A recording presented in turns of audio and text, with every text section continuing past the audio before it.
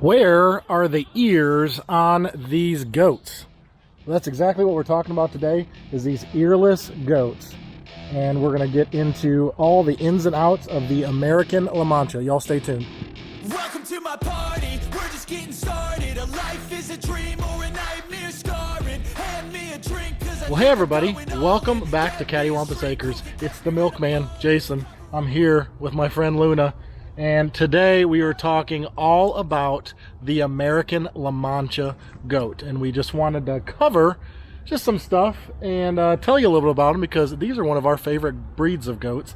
And I feel like they really don't get a whole lot of attention out in the world. So that's what we really want to talk about. So what's the deal with these American Lamanch goats? Well, back in the late 20s, there was a lady, I think her name was Miss Frey or something like that, and she developed this breed of goat called the American Lamanch.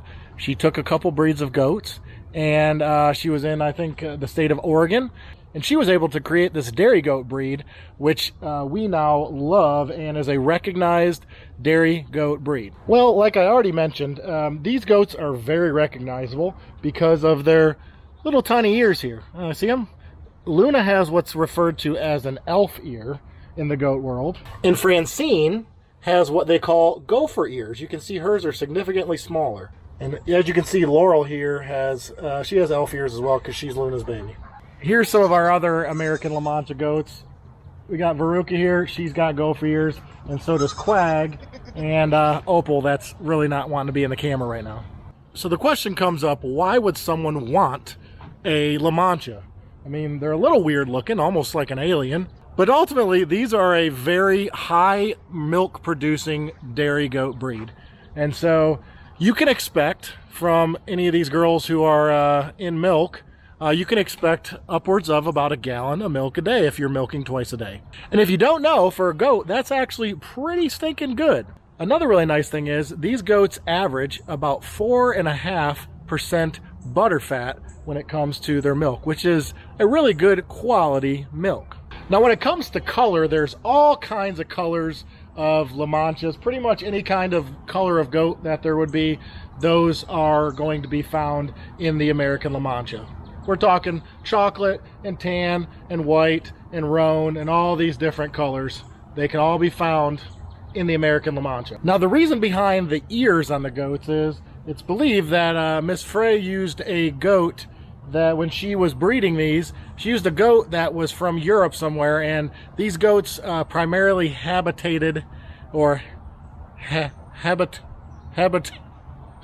inhabited, let's say, the areas in caves specifically, and therefore they were sort of made naturally with these little tiny ears, so they couldn't get bugs that would live inside their ears when they went and lived in these caves. Pretty crazy, huh?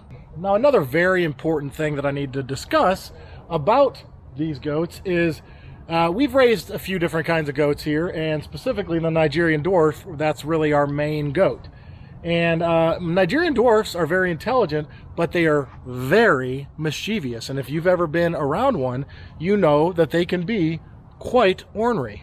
Well, on the contrary, the American Lamanch is really not very ornery, and actually they are, in my opinion, and on many people's opinions, probably the most docile breed of goat, which is pretty awesome.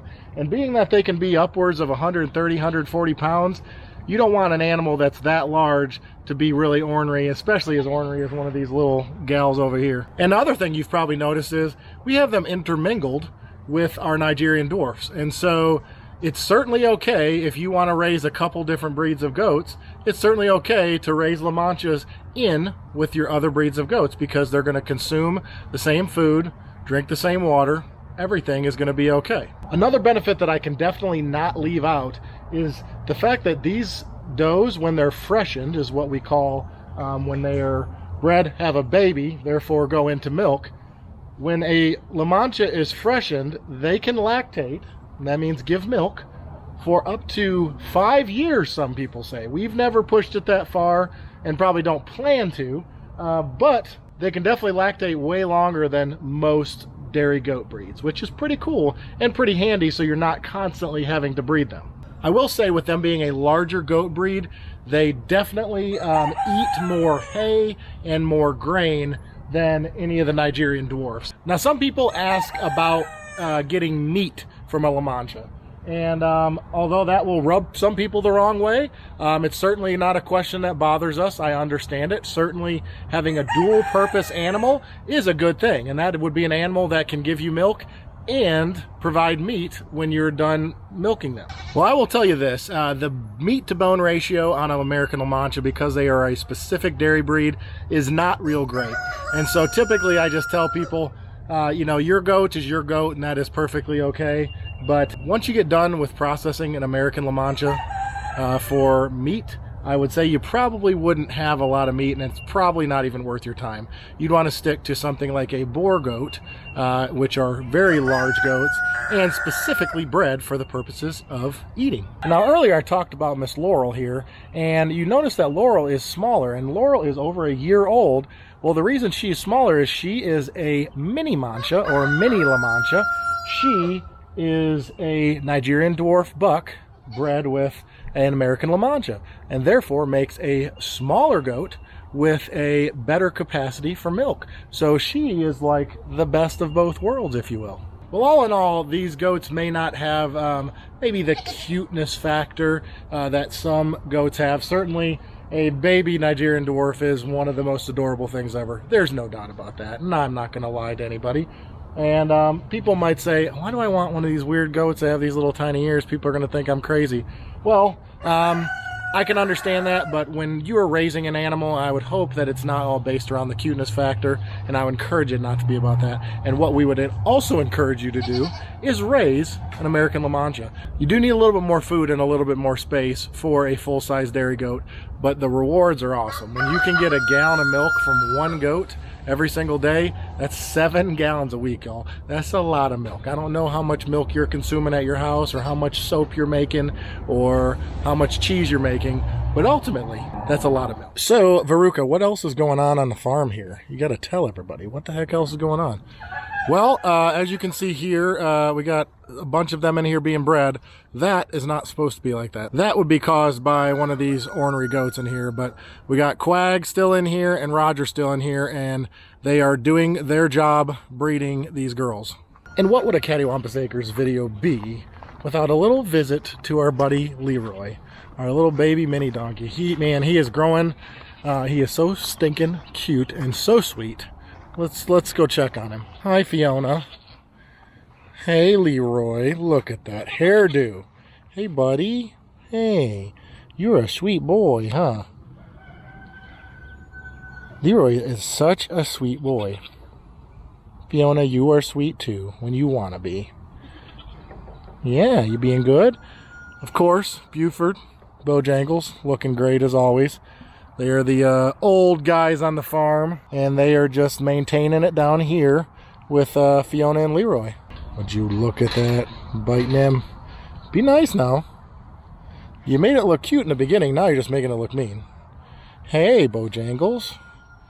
Hey, we're talking about La Mancha goats today.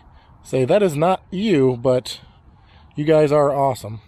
These two were our first goats that we ever had. Need to take a little spin to the backyard and check out what we have growing out here, because it's looking pretty stinking good. Y'all look at that. Got kale and broccoli and cauliflower, and this is all Rio Grande cabbage here. Looking good. Got some little cabbages forming in there. Looking real good. So let's talk about this plot here. We grew sunflowers in this last year, and we currently have had it tarped for, oh geez, month or two. So underneath here it is bare ground. Here is my plan, and it's actually, when I say my plan, I mean Lauren's plan that I agree with. What our plan is back here is to put in each corner, there's 4 corners because it's a square, everybody knows that. And we are going to put one of our fig trees that we got from Lazy Dog Farm in each of these corners and let them grow out. And we're going to fence it in, and we are going to put walkways through the middle so we can come in here and enjoy probably some flowers too. So that's the plan. I think it's going to look really, really cool and be like a little nice area, walk through, have some figs, and yeah, that'll be good. Update on Kevin's fence. I don't know if you can see down there, but we have all that fence pulled and fence back here pulled. I guarantee you can't see that. So we just need to come out of the woods and a couple more spots, and Kevin will have a fenced backyard. It's pretty exciting. Look at this gate on this garden. Finally, we were way overdue for having a gate out here. We got some weeds popping up. We're gonna have to get in here and do some work. Looks like Lauren did, she did do something in here. Lauren must have ran the wheel hoe or tilled in here, so she's doing pretty good. We have our time bomb peppers and our red snapper tomatoes and our sun sugars, which, might I add, are the best tomatoes in the world.